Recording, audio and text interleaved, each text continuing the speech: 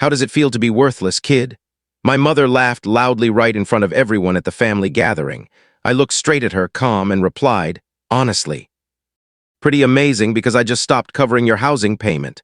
Her face drained of color instantly. My father coughed hard, almost choking, and shouted, housing payment.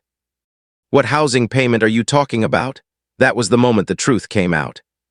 For the past 3 years, I had been sending my parents money every month for rent, not because they politely requested it, but because one night at 2 a.m.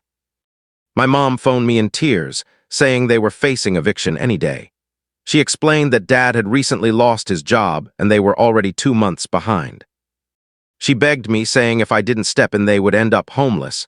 I was only 24 then.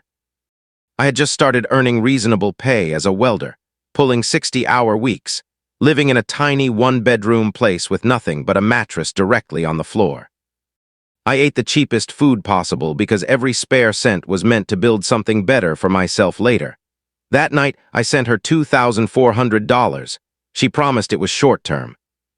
1 month, 2 at the most. That was 3 years earlier. Since then, I transferred $1,200 every single month, sometimes $1,400 when she said they needed a little more. She specifically told me never to mention it to Dad. She said he was too proud and it would cause a huge argument if he knew. So I stayed silent. I thought I was doing the right thing. I thought that's what a responsible son is supposed to do. What I didn't realize was that Dad had found steady employment again only 5 months after losing the previous one.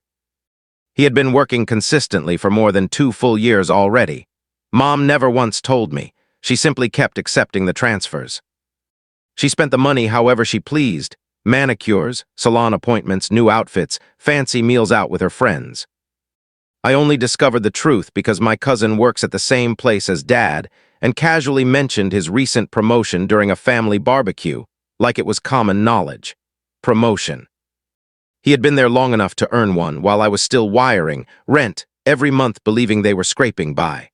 I felt ice run through my veins. I didn't confront anyone immediately. I sat with the information quietly for 2 weeks, kept making the transfers, kept behaving like everything was normal. I needed to be absolutely certain before I took a step I couldn't undo. I printed my bank statements. Over 3 years, I had sent my mother $47,600. That isn't emergency help. That's enough for a serious down payment on a house. That was years of my future quietly disappearing, and she allowed me to keep believing they were desperate the whole time. Then came Easter Sunday dinner. The entire family was gathered: Mom, Dad, my brother Travis, and his wife, my aunt and uncle, Grandma. Mom was in high spirits, loud, laughing, sharing stories. She had already finished 2 glasses of wine before the main dishes arrived. Halfway through the meal, Travis began talking about the new pickup truck he'd bought. Mom beamed. That's my successful boy, always climbing higher. Then she turned toward me and added, and then there's this one. She elbowed my aunt playfully. Still doing welding work, still stuck in that cramped little place. I keep telling him to find a proper career. My aunt chuckled. I didn't. How does it feel to be worthless, son? She said, grinning as though it were harmless teasing. As though she hadn't been quietly taking $1,200, sometimes more, every month from that same worthless son for 3 straight years. As though I wasn't the reason she still had electricity and a place to sleep. Several people at the table laughed, not all of them, but enough. Travis gave a little smirk. My aunt shook her head with that pitying look. Dad just kept eating, silent. I carefully placed my fork on the plate. Feels pretty good, actually, I said evenly, because I just stopped paying your housing costs. Silence crashed over the table. Mom's smile vanished. She stared at me like I had just screamed in church. What? Dad turned to her slowly. Housing costs? What housing costs? The $1,200 I've been sending her every month for 3 years. Sometimes $1,400 when she said it was needed. She told me you were facing eviction. She told me not to tell you. Dad's expression shifted, not toward me, toward her. We haven't been behind on anything in over 2 years. I've handled every bill since I started at Palmer. I know, I said quietly. I only learned recently. Mom jumped to her feet.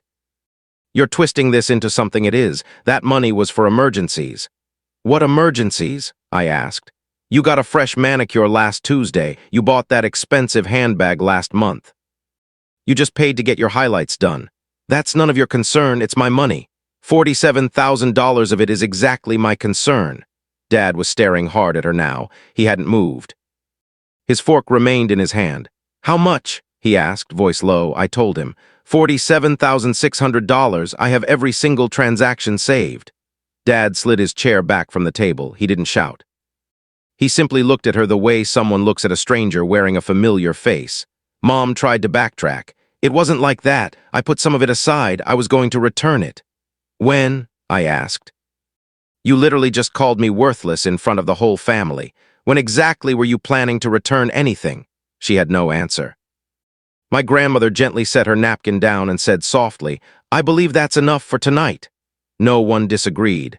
Travis tried speaking to me as I was leaving. You didn't need to bring it up at dinner like that. She didn't need to call me worthless while living off my money.